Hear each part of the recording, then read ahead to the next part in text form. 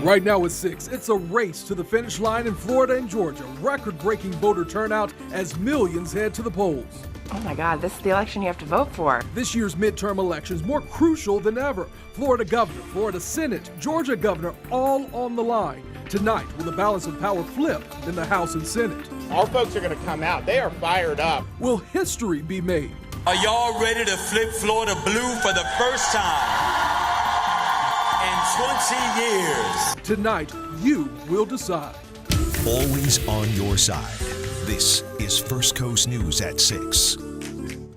What a day. After millions of dollars and hundreds of those campaign ads and countless personal attacks, tonight voters will decide who will be the next leaders of Florida and Georgia and who will control Washington. Good evening. I'm Jeannie Blaylock. And I'm Anthony Austin. So tonight, history could be made. Democrat Andrew Gillum is going up against Republican Ron DeSantis to become the first black governor of Florida if he's elected. In Georgia, Democrat Stacey Abrams is hoping to defeat her opponent, Republican Brian Kemp, to become Georgia's first female governor. And in the race for the Florida Senate, the stakes have never been higher. The winner between Democrat Senator Bill Nelson and Republican Rick Scott could determine the balance of power on Capitol Hill. And for sure, we are now in the final stretch. Polls close in less than an hour at 7 p.m. for most of Florida and Georgia. We have live, extensive team coverage for you all the way from South Florida to Georgia. And we begin with On Your Side's Eric Alvarez, who is covering Andrew Gillum in Tallahassee. Eric? Yeah, guys, here in Tallahassee, the polls are going to close in about an hour. When they do, the doors were open here at the election night watch party for Andrew Gillum here at Florida A&M University. Gillum obviously hoping that the voters push him past his opponent, Republican Ron DeSantis, and make him the next governor of the state of Florida, which would in turn make him the first African-American governor in the state's history and the first Democratic governor in the last 20 years. Now, as you can see, this is an open-air event, and the weather is absolutely not cooperating.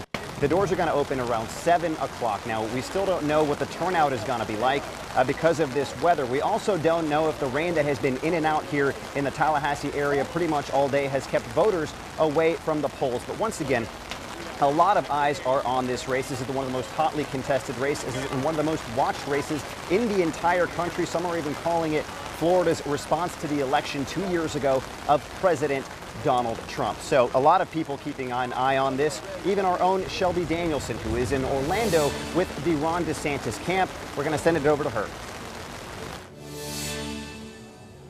Hey, Eric, thank you. And you said it. We know that this race has had national attention from the get-go, and the doors really just opened here about a minute ago. People are going to start filing into the DeSantis campaign in Orlando here, so we expect a packed room, and we know a lot of people want to know the results. But as we know, Florida is in 2 time zones, so really we won't get the official results until about 8 o'clock tonight, so we have a while to go. But until then, we want to take a quick look back at Ron DeSantis' career.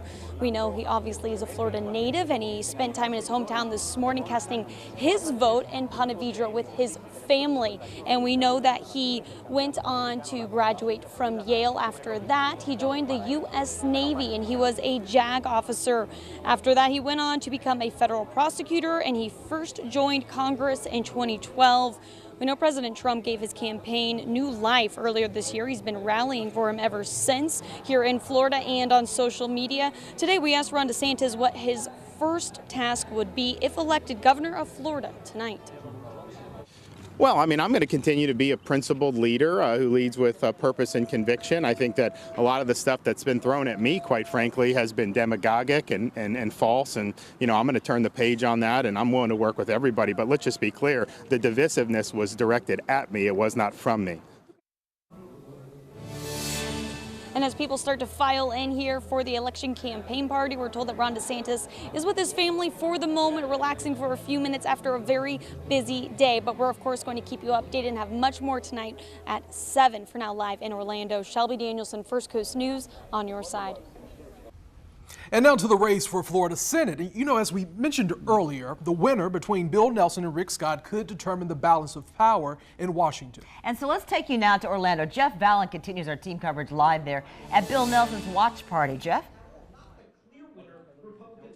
Jeannie and Anthony, there is optimism here at Camp Nelson. The campaign announcing just a few minutes ago that Hillsborough and Pinellas counties, both which the campaign considers very important, that the Democrats are ahead. 14,000 votes in Hillsborough, 11,000 in Pinellas. And also, if we now take it to Duval, and Duval, of course, not one county, represents the entire state, but for what it is worth, at last count, about 40% of the voters who have turned out are registered Democrats. Just slightly less than 42% are registered as Republican, the remaining being unaffiliated. Now, why is that so important? Because the campaign here says that it feels that if there is parity or better in favor of how many Democrats show up as opposed to Republicans, that it in a big way will favor Senator Bill Nelson repeating and starting a fourth term as U.S. Senator from Florida here, but that if there's maybe a couple percentage in favor of the Republicans statewide, that could then start favoring Rick Scott. Again, right now in Duval, for what that's worth, it does favor the Democrats so far. But of course, they are guarded in their optimism. They say that it's not over until it's over, as we always say. And of course, we'll be keeping you posted from here. And for now, I'm going to pass the baton to my colleague Julia Janae, who joins us live in Naples at the camp for Governor Rick Scott. Julia. That's right, Jeff. We're here in Naples. This ballroom behind me is empty, but we expect it to be full of supporters of Rick Scott, his campaign staff, and the governor himself. We expect we'll be speaking at that podium there. All eyes are on Florida for who will replace Rick Scott as governor, but it's also a tight race for his goal of upsetting incumbent Bill Nelson. Now, what has he been doing today? He's been making his way all across the state and doing some last-minute campaigning. In a tweet that he made earlier, he said that he was in Orlando, then he was in Pensacola, thanking the volunteers there. It's also been a thing that in the Panhandle that he has been putting emphasis on the recovery there after Hurricane Michael. Now, it's really been a focus that he's been highlighting because of how he's responded to other hurricanes, and he's hoping that voters will see what he's done as governor and the support that he's gotten from the White House, and that they will decide that that would make him the best choice to represent Floridians in Washington. We'll, of course, have a lot more from here at the La Playa Hotel as this room begins to fill up. And for now, reporting live in Naples, Julia Janae, First Coast News, on your side. And one of the most closely watched races in the country tonight is Georgia's governor's race. Republican candidate Brian Kemp faces Democrat Stacey Abrams. And Abrams, if elected, could become the nation's first black female governor. But there's a possibility that this race could have a runoff in December if neither party receives 50% of the vote. So this year's midterm elections is more than just selecting our political leaders. Voters are also deciding whether to approve 12 amendments on the ballot. Now, each amendment needs at least 60% of the votes to pass. And here are three of the most talked about amendments. Amendment 4, it restores the voting rights of people with felony convictions after they complete their sentence. This amendment would not apply to those convicted of murder or felony sexual offenses. Now, Amendment 6 creates constitutional rights for victims of crime. Now, this amendment would also raise the mandatory retirement age of Florida judges from 70 to 75. And Amendment 13 phases out commercial dog racing. Now, we've been talking about the huge early voter turnout, and now we can actually break down those numbers for you. You've been hearing that Florida has more than 5.2 million people voting early. So which party turned out more voters? It's really close. More Democrats than Republicans early voted, but look at this, just by 0.43%. In raw votes, that's just 22,000 more out of the 5 million early voters. Our team coverage on this year's midterm elections continues online at firstcoastnews.com, and be sure to tune in tonight at 11 for all of the results this evening. JSO has rolled out its body camera program. Tonight, I'll talk with the sheriff about what you can expect going into 2019. An intruder at the St. Augustine Alligator Farm jumps into the water with the crocodiles. I'm Jessica Clark. I'll show you the surveillance video that shows almost everything.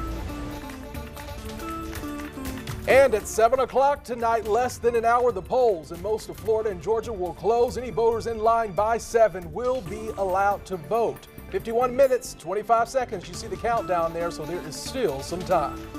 And here's a live look over on the south side. This is at Shetts Creek Church, where last-minute voters are casting their ballots. Again, as long as you're in line by 7, you will be allowed to vote. Our coverage continues in just a few minutes.